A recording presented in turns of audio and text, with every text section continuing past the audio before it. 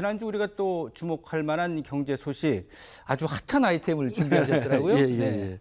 뭐 금값이 천정부지라는 네. 얘기들이 뭐 우리나라 언론을 비롯해서 해외 언론에서 계속 쏟아지고 사실은 있는 겁니다. 예. 여러분들은 좀 이상할 거예요. 금값이 왜 이렇게 오르지? 근데 이제 거기에는 곰곰이 따져보면 사실은 몇 가지 이유가 있습니다. 금은 대표적인 안전자산이잖아요. 그렇죠. 그러니까 세계가 불안할 때 일단 오르는 경향이 있어요. 네. 그러면은 지난 몇 년을 돌아보면은 우리가 전혀 과거에는 볼 수 없었던 21세기 초에는 볼 수 없었던 전쟁들이 연이어 터졌잖아요. 네. 러시아 우크라이나 전쟁이 터졌고요. 이스라엘과 하마스 간의 전쟁, 팔레스타인 간의 중동 전쟁이 다시 발발한다. 이런 어떤 지정학적 불안감이 굉장히 고조됐던 시기가 있었고요. 예. 그게 이제 첫 번째 원인일 거고요. 두 번째로는 사실은 인플레이션에 대한 해지용으로 금값은 오르는 겁니다. 인플레이션이 높게 올라가면 금값은 따라 올라가는 경향이 있어요. 예. 근데 뭐 아까도 말씀드렸지만 21세기 초에는 인플레이션이 거의 없었잖아요. 그런데 코로나 팬데믹을 겪으면서 21세기에 전혀 볼 수 없었던 지금 젊은 세대들은 전혀 경험할 수 없었던 인플레이션이 강하게 불어닥쳤단 말입니다.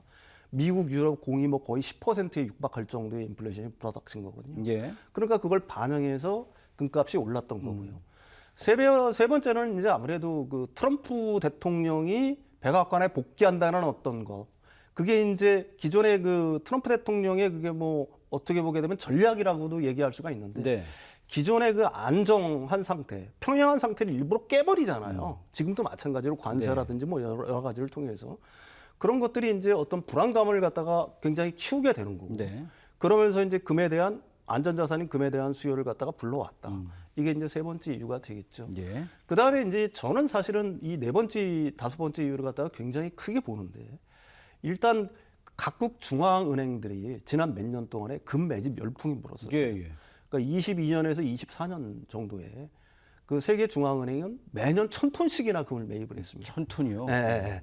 특히 그 각국의 중앙은행 중에서도 금 매입을 갖다가 주도한 몇몇 개 나라가 있습니다. 그게 바로 브릭스 국가들이에요. 러시아를 필두로 한. 러시아, 중국, 뭐 인도 이런 네네. 나라들입니다. 그럼 이 나라들이 왜 이렇게 금을 샀을까? 그러니까 과거 같으면은 사실은 달러 자산을 샀겠죠. 근데 이 브릭스 국가들이 뭘 꿈꿨냐면은 달러 기존의 시스템에서 벗어나겠다. 달러 패권에서 벗어나겠다는 생각들을 계속 하고 있었던 겁니다. 예.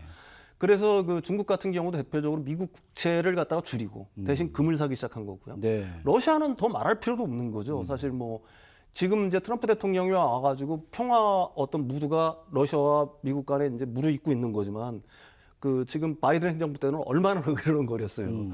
그러니까 이제 러시아 중앙은행도 금을 샀던 거죠. 이게 이제 어떻게 보게 되면 가장 큰 이유가 될 거고요. 그다음에 마지막으로는 금을 유난히 좋아하는 국민들이 있습니다.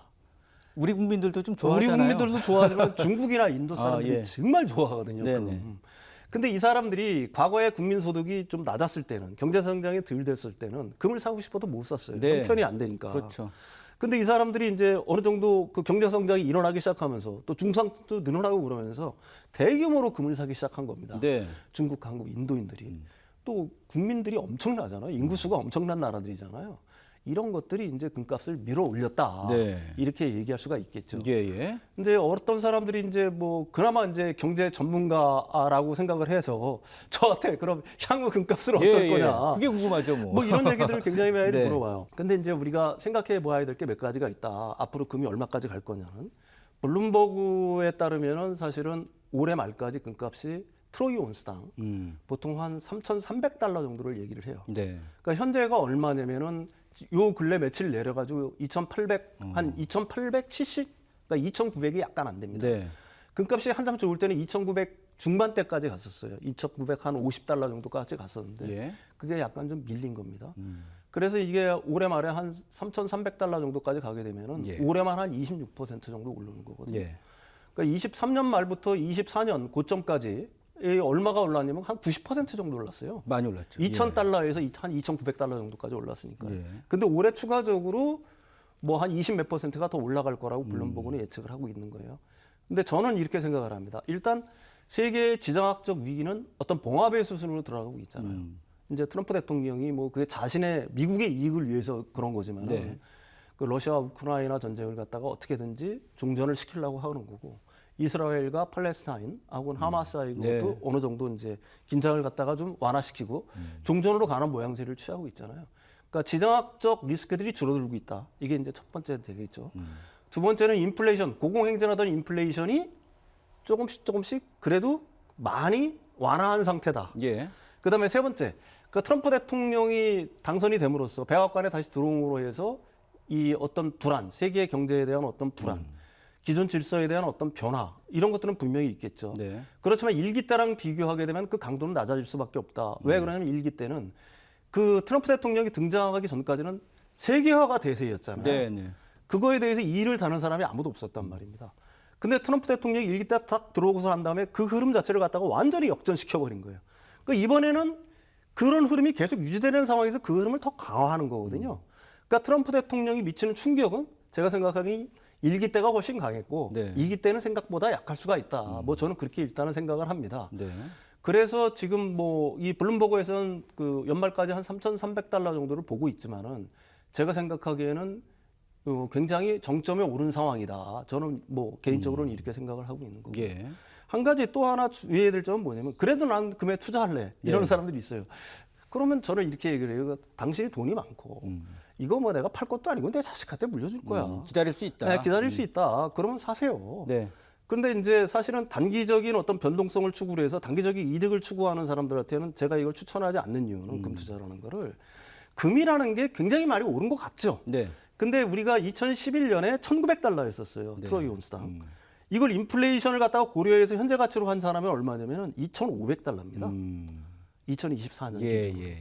그러면은 그 2024년 말 정도에 한 2,900달러 정도 했으니까 인플레이션을 차감한 순이익이 한 400달러 정도 되는 거예요. 네, 네. 근데 한번 생각을 해보십시오. 2011년에 내가 엔비디아 주식을 샀건 아니면 테슬라 주식을 샀건 해보십시오. 그렇겠네요. 그렇죠. 그러니까 절대적인 수익률에서 인플레이션을 갖다가 고려한 어떤 그렇죠. 가치를 따진다고 현재 하게 가치로. 되면은 사실은 금의 수익률이라는 게 지금 언론이 얘기하고 있는 것처럼 그렇게 굉장히 높은 수준은 아니다. 네. 이런 점을 말씀드리고 네, 싶습니다. 일단 뭐 조정 국면으로 갈 수도 있고 네네네. 간략하게 하나만 여쭤보죠. 네네네. 앞서 그 중국이나 미국의 금 보유 네네. 톤 양이 상당하다고 말씀하셨는데 네네. 우리나라는 2013년 이후에 좀 잘 매입을 안 한다라는 얘기가 예, 그게 있어서 예, 예. 100톤 정도 뭐 이렇게 예, 얘기하는데 예. 특별한 이유가 있나요? 왜 그러냐면은 우리나라는 유동성이 굉장히 중요하잖아요. 몇 가지 이유가 있습니다. 그 유동성이 굉장히 중요한데 금은 현물인데 이걸 갖다가 가령 뭐 톤 단위로 사는데 중앙은행이 네. 외환시장에 개입을 해야 될 필요가 있잖아요. 이걸 갖다가 바로 황금성이 좋지는 않잖아요. 그렇죠. 엄청난 물량이 풀리는 거니까. 예, 예. 이게 첫 번째 이유고요. 두 번째 이유는 아까도 얘기했지만 그 금 폭락을 갖다가 경험한 적이 있습니다. 그러니까 굉장히 높은 시기에 사가지고 네. 거의 뭐 1년 사이에 반토막이 나는 걸 갖다가 한국은행이 경험한 적이 있어요. 그래서 안정성을 중시하는 나쁜 기억 때문에 네, 일단, 금이라는 게 예. 생각보다 변동성이 크다는 판단을 네. 하고 있는 것 같아요. 하나에서. 네, 알겠습니다. 예.